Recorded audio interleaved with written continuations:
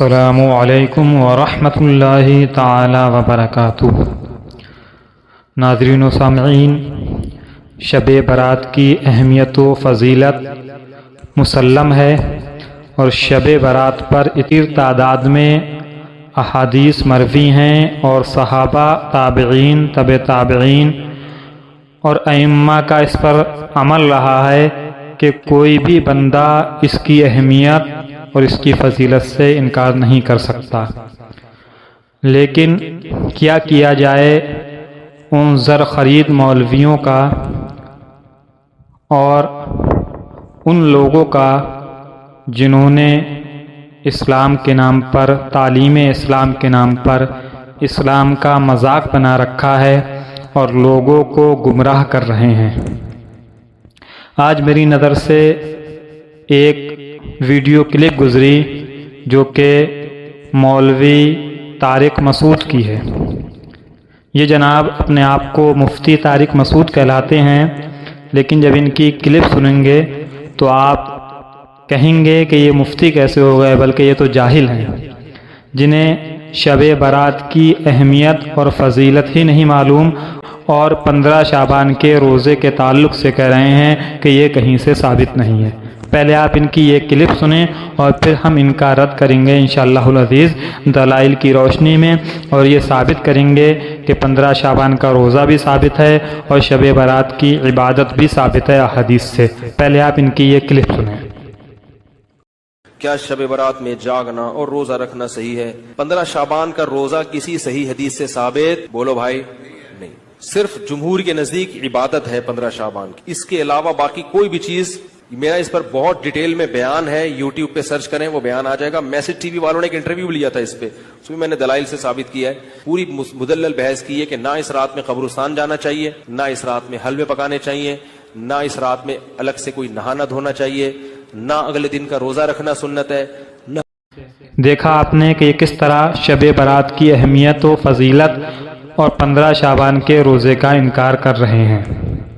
انہیں یہ بھی نہیں معلوم کہ صحابہ کرام، تابعین، تبع تابعین کا یہ معمول رہا ہے کہ انہوں نے شب برات کی اہمیت کو اجاگر کرتے ہوئے شب برات کو عبادت میں گزارا، اور 15ویں شعبان کے روزے کے تعلق سے بھی لوگوں کو نصیحتیں کیں۔ اب آئیے ان کا یہ کہنا کہ 15 شعبان کا روزہ کہیں سے ثابت نہیں ہے، کسی حدیث سے ثابت نہیں ہے، اس کا جواب دیتے ہیں۔ مسلمانوں کے چوتھے خلیفہ امیر المومنین حضرت مولا علی کرم اللہ تعالی وجہ الکریم سے مروی ہے، نبی کریم علیہ الصلاۃ والتسلیم کا فرمان عالی شان ہے، جب 15 شعبان کی رات آئے تو اس میں قیام کرو، یعنی عبادت کرو، اور دن میں روزہ رکھو۔ یہ حدیث پاک ابن ماجہ میں موجود ہے، حدیث نمبر ہے 1388۔ اب جناب کی دیکھیے، جناب کہہ رہے ہیں کسی حدیث سے ثابت نہیں، اور یہ اس حدیث کے راوی دیکھیے کون ہیں؟ اسلام کے چوتھے خلیفہ حضرت مولا علی کرم اللہ تعالی وجہ الکریم، جو روایت کرتے ہیں کہ اللہ کے رسول صلی اللہ تعالی وسلم نے فرمایا کہ جب 15 شعبان کی رات آئے تو اس میں قیام کرو، یعنی عبادت کرو، اور دن میں روزہ رکھو۔ آگے مولوی طارق مسعود نے کہا اسی کلپ میں کہ نہ ہی قبرستان جانا کسی حدیث سے ثابت ہے، اور نہ ہی کوئی خاص عبادت اس میں کسی حدیث سے ثابت ہے۔ تو آئیے ان کی اس بات کا بھی جائزہ لیتے ہیں۔ شب برات کی اہمیت اس بات سے بھی ثابت ہو جاتی ہے کہ شروع سے ہی صحابہ کرام، تابعین اور تمام ائمہ حدیث، اس میں سیاہ ستہ کے ائمہ بھی شامل ہیں، انہوں نے شب برات کا تذکرہ کیا، اور اپنی حدیث کی کتابوں میں باب ما جاء فی لیلۃ النصف من شعبان، یعنی شعبان کی 15ویں رات کے عنوان سے مستقل باب بھی قائم کیے ہیں۔ اب ان کا یہ کہنا کہ یہ قبرستان جانا کسی حدیث سے ثابت نہیں، تو سنیں یہ حدیث مولوی طارق مسعود۔ امام بیہقی نے شعب الایمان میں یہ حدیث نقل کی ہے، اور یہ روایت کی ہے حضرت عائشہ صدیقہ رضی اللہ تعالی عنہ نے۔ ام المومنین حضرت عائشہ صدیقہ رضی اللہ تعالی عنہ سے یہ طویل حدیث سے مبارکہ مروی ہے، جس کا ایک حصہ یہ ہے کہ حضور نبی اکرم صلی اللہ تعالی علیہ وسلم رات کے کسی حصے میں اچانک ان کے پاس سے اٹھ کر کہیں تشریف لے گئے۔ حضرت عائشہ رضی اللہ تعالیٰ عنہ بیان کرتی ہیں کہ میں حضور نبی اکرم صلی اللہ تعالی علیہ وسلم کے پیچھے گئی تو میں نے آپ صلی اللہ تعالی علیہ وسلم کو جنت البقیع میں مسلمان مردوں، عورتوں اور شہداء کے لیے استغفار کرتے پایا، پس میں واپس آ گئی۔ دیکھیے، حضور جنت البقیع تشریف لے گئے اور وہاں جو مسلمان مدفون تھے ان کے لیے استغفار کیا۔ یہ اس حدیث سے ثابت ہے، اور اس کی راویہ کون ہیں؟ ام المؤمنین حضرت عائشہ صدیقہ رضی اللہ تعالی عنہ۔ اب جواب دیں مولوی طارق مسعود، کیا ان تک یہ حدیث، ان کی نظر سے یہ حدیث نہیں گزری ہوگی، لیکن کیا کیا جائے ان کی عقل کا، اور کیا کیا جائے اس کا کہ وہ اپنے اکابر کی طرز پر لوگوں کو گمراہ کر رہے ہیں۔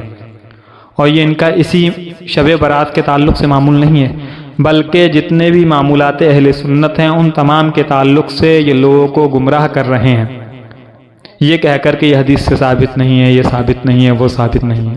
دیکھیے، روزہ بھی ثابت ہے حدیث پاک سے، ہم نے ابھی بیان کیا اوپر، اور مزارات اور شب برات میں قبرستان جانا یہ بھی ثابت ہے حضور نبی اکرم صلی اللہ تعالی علیہ وسلم سے۔